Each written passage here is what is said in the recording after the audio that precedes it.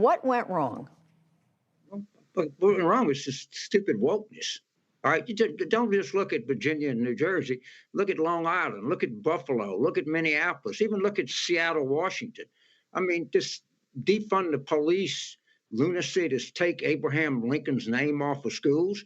I mean, that people see that, and it's just really have a suppressive effect all across the country. The Democrats, some of these people need to go to a woke detox center or something.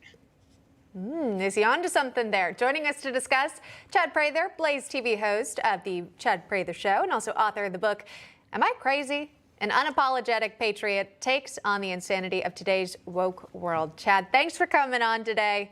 Wow, what do you think of Carville's assessment here? I can't believe we've gotten to a point in history where I actually agree with guys like James Carville and Bill Maher. It's amazing to see, but they're not wrong. It says, as President Trump said a while back, everything woke turns to, we'll let you finish the sentence. We know this, right? This is an insane culture we're living in. When I wrote the book, Am I Crazy?, I was under the realization that not only are the asylums empty and the crazies are running the streets, but now they're sitting in office and they're creating policy and trying to tell us how we're to move forward culturally. Wokeness in America and all around the world is something that is built on a philosophical and logical house of cards with a bad fault line, and you breathe on it with a little bit of common sense, and it's going to fall in on itself. We're seeing that happen. We saw it happen in this election.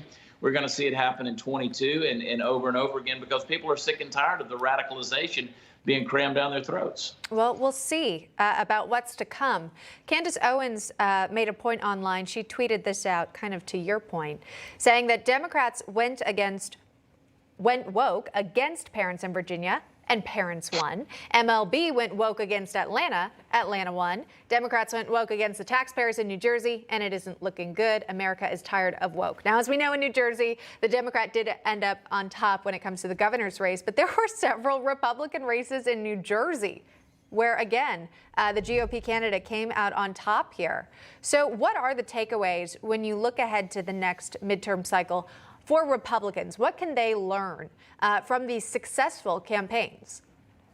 Well, one of the things they can learn, the biggest takeaway, and people won't like me saying it, but the establishment Republican Party is dead and it doesn't need to be revived.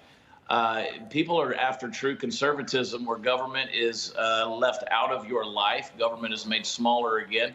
Average people are joining political races statewide and nationwide to be able to speak for the citizens that give them that delegated authority. They're tired of the wokeness. They're tired of cancel culture. They're tired of, their traditions and their constitutional freedoms being trampled on. Hey, I'm Rob Finnerty. Thanks for watching. If you enjoyed this video, please join the conversation in the comments below. Don't forget to subscribe, too. Hit the bell icon to be alerted to breaking news. And remember, there's a whole lot more on Newsmax TV, America's fastest growing cable news network. Newsmax TV, we're real news for real people.